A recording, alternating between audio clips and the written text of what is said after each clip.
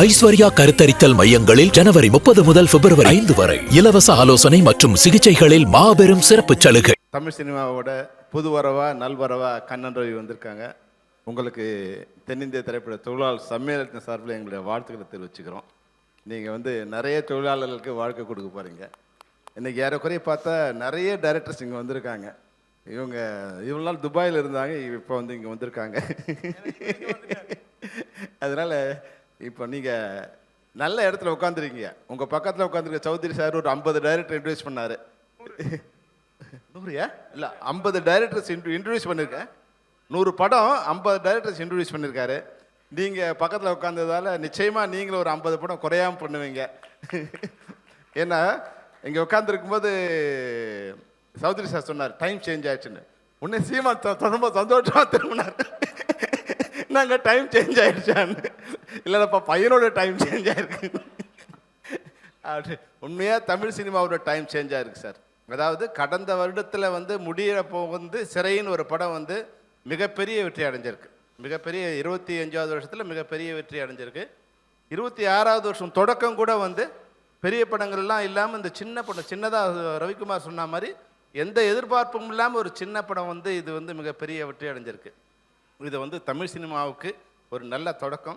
அதுவும் கண்ணன் ரவி என்னென்னா பெரிய ஆர்டிஸ்ட், இதெல்லாம் முதல்ல கதையை சொல்லுங்கள், அது எனக்கு பிடிச்சிருந்தா நான் படம் பண்ணுறேன்னு சொல்கிறது. தமிழ் சினிமாவில் 30 வருஷத்துக்கு அப்புறம் ஒரு தயாரிப்பாளர் கதையை கேட்டு கதை பிடிச்சா படம் பண்ணுறங்கிறது நீங்கள் சௌத்ரி சார் பக்கத்தில் உட்காந்துருக்கீங்க. நிச்சயமாக இது ஒரு நல்ல விஷயம். ஏன்னா கண்டென்ட் தான் இன்றைக்கி சினிமாவை சரியான பாதை கொண்டு செல்லக்கூடிய விஷயம்.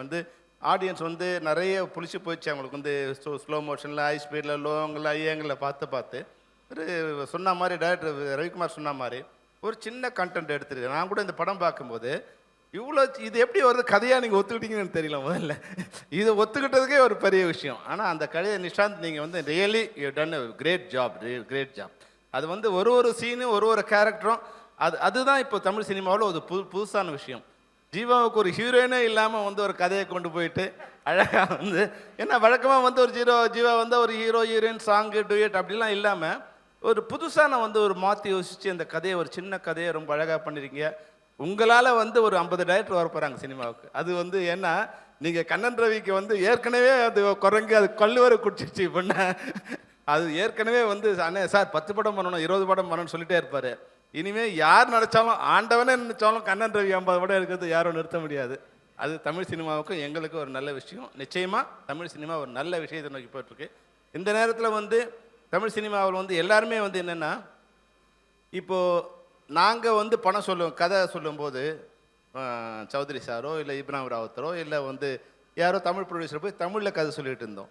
ஆனால் இன்றைக்கி நிலைமை எப்படி இருக்குன்னா, நாங்கள் போயிட்டு ஒருத்தர்கிட்ட கதையை சொல்லி பிச் டேக் பண்ணு அதை இங்கிலீஷ் சொல்லி sir is coming is going sir அப்படின்னு எங்களுக்கு தெரியாத ஒரு லாங்குவேஜில் கதையை சொல்கிற மாதிரி ஒரு அவலமான சூழ்நிலை தமிழ் சினிமாவில் இருக்குது.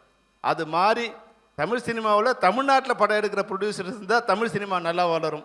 அதுதான் இப்போ நாங்கள் கற்றுக்கிட்ட விஷயம். ஏன்னா இப்போ உண்மையாகவே எங்களுக்கு ஒரு வருத்தமான இதுலேருந்து நாங்கள் மாற ஒரு நல்ல சுச்சுவேஷன் ஏற்பட்டிருக்கு. ஏன்னா நம்ம தமிழ் சினிமாவில் இனிமேல் வரும்போது நம்ம ரிலீஸ் செய்தியை நாம் டிசைட் பண்ணுற மாதிரி ஒரு நிலைமை வந்தால் நல்லாயிருக்கும். நம்ம ரிலீஸ் செய்தியை பாம்பேலையும் அமெரிக்காவிலும் டிசைட் பண்ணக்கூடிய ஒரு மோசமான நிலைமை வந்துடக்கூடாது. நீங்கள் இப்போ உங்களோட பட்ஜெட்டில் திரையரங்கம், ஓடிடி, சேட்டலைட்டு, எஃப்எம்எஸ்னு இல்லாததெல்லாம் கற்பனை பண்ணி 100 ரூபாய்க்கு எடுக்க வேண்டிய படத்தை 400-500 ரூபாய்க்கு எடுத்து அவங்களாம் நம்ம படத்தை வாங்கின பிறகு ரிலீஸ் பண்ணணும்னு நினச்சா இப்போ ஒரு 300-400 படம் படம் ரெடியாகி நிற்குது. தயவுசெய்து திரையரங்கங்கள் நல்லா இருந்தால் தமிழ் சினிமா நல்லாயிருக்கும். திரையரங்கத்தில் என்ன வசூல் வருமோ அந்த வசூலுக்கு நீங்கள் படம் எடுங்க. மீதி வரதெல்லாம் லாபத்தில் வச்சுட்டு சம்பளத்தை வச்சு அவங்கவுங்களுக்கு பிரித்து கொடுத்துருங்க. இந்த எவனையும் போய் யாரும் நிற்க வேண்டிய அவசியம் இருக்காதுங்கிறதுக்கு தான் இந்த படம் ஒரு உதாரணம். அதுதான் தமிழ் சினிமாவுக்கு ஒரு வளர்ச்சியாக இருக்கும். அதை எடுத்திங்கன்னா நல்ல கண்டென்ட் வரும். இப்போ நான் போய் 16 வயசில் கதையை எப்படி சொல்கிறது? இந்த கதையை இந்த கதையை ட்ரிபிள் டி கதையை போய் ஒருத்தர் சொல்கிறதுக்கு வேற ஒருத்தரோட போய் சொன்னால் நிச்சயமாக அவங்களால பிடிச்சிக்க முடியாது. சிறை மாதிரி படங்களோட கதையை யார்கிட்டையும் சொல்லி அதை விளங்க வைக்கவும் முடியாது. அப்போது தமிழ் கலாச்சாரத்தை, தமிழ் மொழியை நல்லா தெரிஞ்ச தயாரிப்பாளர் இருந்தால் மட்டும்தான் தமிழ் சினிமா நல்லா வளரும். அதர் லாங்குவேஜ் இங்கே வரக்கூடாதுன்னு நான் சொல்லலை.